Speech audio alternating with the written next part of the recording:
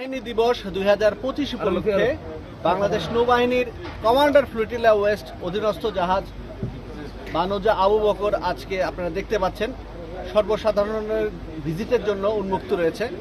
তো এই ভিজিটের মাধ্যমে আমাদের দেশের জনসাধারণ দেখতে পাচ্ছেন বাংলাদেশের একটি আধুনিক যুদ্ধজাহাজ কী রকম হয়, এরকম আধুনিক যুদ্ধজাহাজের কি অপারেশনাল সক্ষমতা রয়েছে।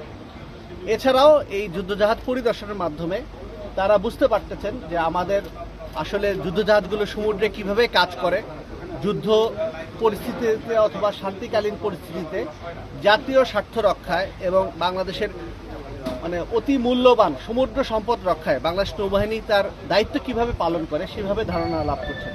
এবং এই আপনারা দেখতে পাচ্ছেন যে বিভিন্ন ধরনের শ্রেণী পেশার মানুষ এখানে জাহাজটা দেখতেছেন, এর মধ্যে তরুণ প্রজন্মও রয়েছে এবং তরুণ প্রজন্ম বাংলাদেশ নৌবাহিনী সম্পর্কে একটা ভালো একটা ধারণা পেতে যাচ্ছে এই জাহাজটা পরিদর্শনের মাধ্যমে।